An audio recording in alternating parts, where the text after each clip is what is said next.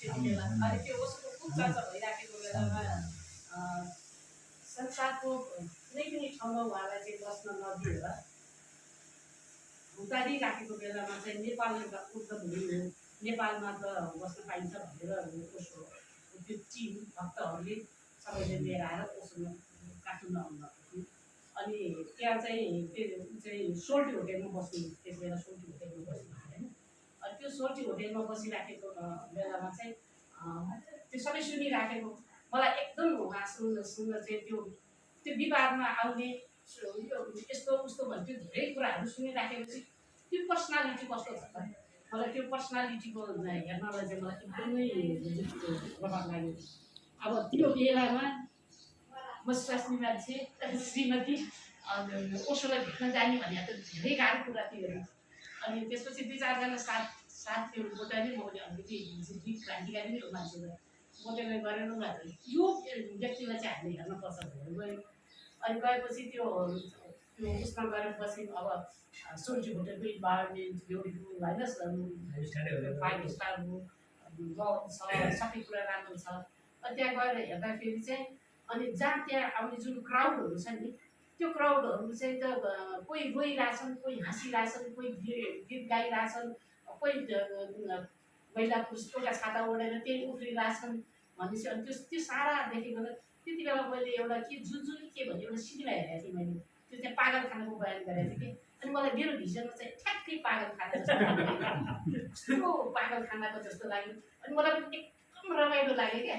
आहा त्यो सायद मेरो सबकन्सियस माइन्डमा कति डिप्रेस भएर बसेका कुराहरू थियो होला। त्यस्तो पागल खानामा गयो भने त म पनि खुल्ला आकाशमा उड्न पाउँछु होला नि जस्तो मलाई त्यो मेरो माइन्ड सबकन्सियस माइन्ड भन्यो होला। मलाई त एकदमै रमाइलो लाग्यो। अब लोनबाट चाहिँ दर्शन दिन आउनुहुन्छ भनेर चाहिँ सब चाहिँ बसिरहेको थिएँ। तिमीहरू गएको कारण चाहिँ अहिले बुझ्छु, दर्शन दिन आउनुहुन्छ भनेर सब पुगेर रहेछ नआएपछि उनीहरूले चाहिँ अनि एकाहरूले चिच्याउने सबै गर्छन्, हाँस्ने सब उ गर्छन्। अनि त्यो दिन ब्याड लक मेरो ब्याड लक आउनुभएन। अनि घरमा आएपछि जुन ग्रुप भयो त्यो ग्रुपले हामी कति गाली खायो होला मैले यहाँ भनिनँ। अनि त्यसपछि के भन्यो भने त्यो ओसो भन्ने व्यक्ति त यस्तो हो कि उसको आँखामा यदि आँखा चार भयो भने हिप्नोटाइज गर्छ र तिनीहरू सबैजना पछि लागेर जान्थ्यो भनेर सबैजनाहरूले त्यसो थियो भने अनि त्यतिकै भयो भएन होइन। अनि त्यो भएपछि भोलिपल्टलाई चाहिँ साथ नै पाएँ, जुटेन क्या त्यो माहौलले जुटेन, जानु पाएन। मैले आखिर दर्शन नपाएरै छोडिदिँदै गयो हुन्छ नि। अनि त्यसपछि अनि अझ मैले कराएँ तपाईँहरूको कहाँ कसो जान्छ त्यो अब भेट भएर भोलिपल्ट फेरि जानलाई त अर्को उसको जति ऊर्जा थियो र हामी त्यो नाटक गर्ने। अनि त्यसपछि जान पाएन नएपछि मैले ओसोको दर्शन गर्न मैले पाएन। मतलब अहिलेसम्म पनि मलाई फर्किन्छ नि होइन।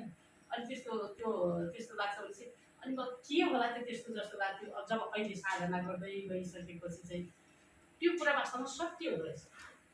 यदि मैले त्यो बेलामा चाहिँ ओसोको 4 आँखा भएर त्यो गर्नु अथवा त्यो ओसोसँग त्यो मैले त्यो ठाउँमा देखेको भए म त्यही बेला सकिन्थेँ सायद होइन।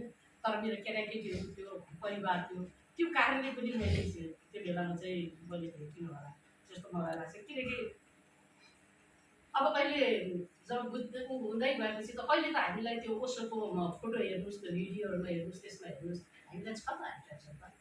अहिले त म लभ गर्छु त ओसोलाई, मैले कसैसँग लभ गरेको छैन, मैले ओसोसँग लभ गरिरहेको छैन। तर मेरो लभ कस्तो मेरो गरिरहेको छ ए आउ आइपुग्यो बिस्तारै बिस्तारै।